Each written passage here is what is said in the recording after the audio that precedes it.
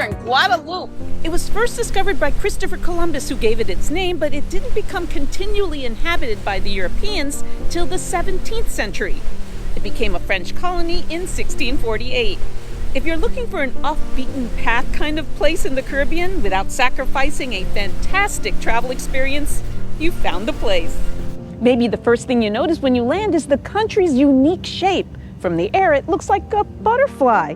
It's really two islands, Grande Terre and Basse Terre, separated by a small sea channel. One of the first stops is Pointe de Chateaux, on the eastern part of Grande Terre. It's really windy out here, as you can see from the waves crashing against the limestone rocks and my crazy hair. Walk 20 minutes on a trail up a hill and you'll come upon a 33-foot tall, 9-ton wooden cross built in 1951, along with a panoramic view of the country's archipelago.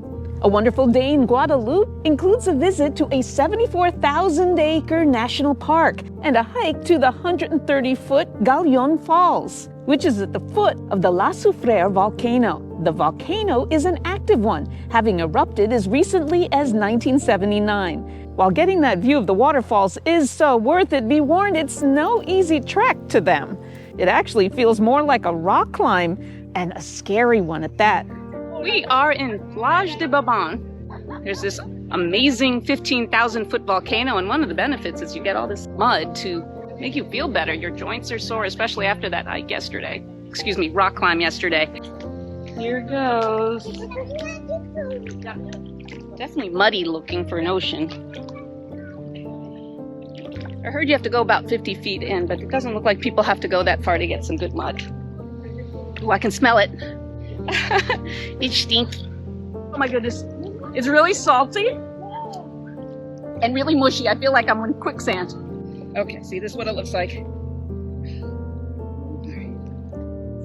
Ow, ow, ow. It's like putting rocks on sunburn. It's very gritty. All right, it's been about 10, 15 minutes. Pretty dry now. That's why I look kind of a pale gray as opposed to a dark gray. Very tightening feeling. Don't know if it's working, but it's a lot of fun. Next, we do a chocolate tour, but one that really shows how it's done. Cocoa cultivation here dates back to the 17th century when European settlers introduced the crop. The industry thrived here into the mid-20th century when bananas took over. But in the past few decades, there's been a private initiative to revive the culture. Our host Claude shows us everything from the cacao bean and the tasty fruit inside the bean to a tea that uses the shells of the bean. Merci. It's got a lot of vitamin E and A, apparently, and good for the digestion. He shows how the cocoa was handled in the old days. It's the way to store the cocoa in the countryside in West Indies or in South America. They make balls or sticks. Yeah, powder. Wow. So 100% pure cocoa. Let's see this one.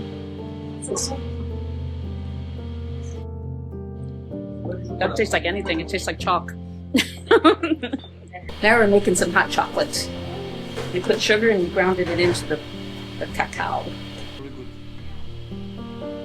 Check this out. I'm making a coffee flavored chocolate bar. I'm gonna add some hazelnut. I just ground it up.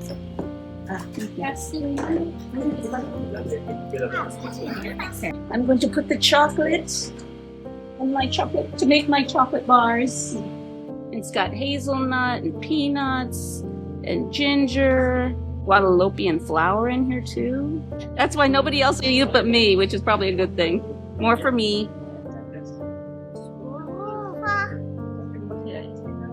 The bars are then put into a refrigerator to harden.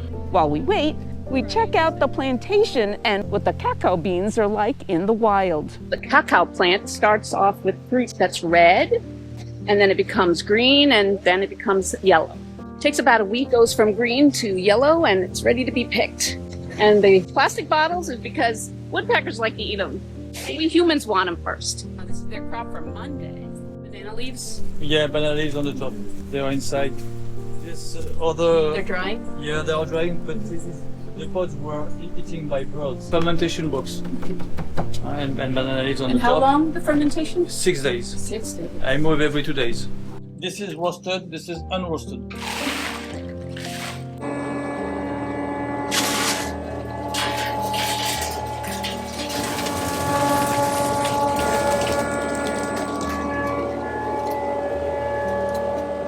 Finally, our hard work is rewarded. Another day, another majestic destination. Guadaloupe It's an archipelago with 12 islands, 7 of which are inhabited. We're heading now to Marie-Galante. Go check that out. But essentially, it's like life the way it used to be. So they still have a ton of windmills and rum distilleries, but the density of all of those, while you can find it on Grande Terre and Basse Terre, is much higher here. We are on the island of Terre-de-Haut. at the Plage de Babin. The island has one of the most beautiful bays in the world, according to UNESCO, and other bays like this one has great snorkeling.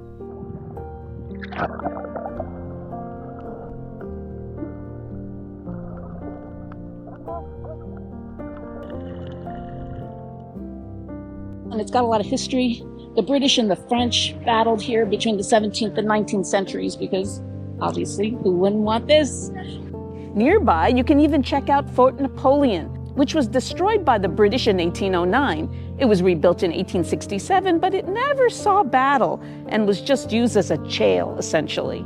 It closed in 1890 and is a museum now. Hope I gave you a sense of the beauty of Guadeloupe, even with all the challenges of the language and bad hair days. But still calm, it's amazing. Just like all the other places in the world. Beauty everywhere as long as you look for it. Thanks for joining me on Mary Goes Round the World.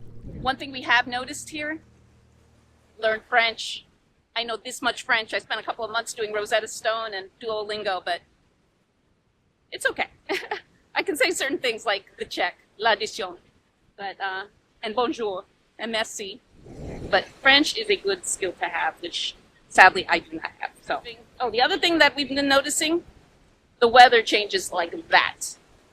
One moment it is cloudy and raining, but just like a drizzle mostly, and other times it's like this, sun.